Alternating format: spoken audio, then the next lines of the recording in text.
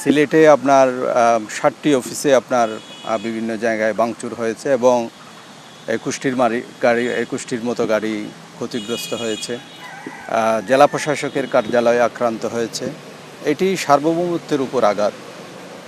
আমার মনে হয় যে ভবিষ্যতে আমাদের চিন্তা করা উচিত যে আমরা কিভাবে রাষ্ট্রীয় সম্পদগুলো প্রোটেক্ট করতে পারি।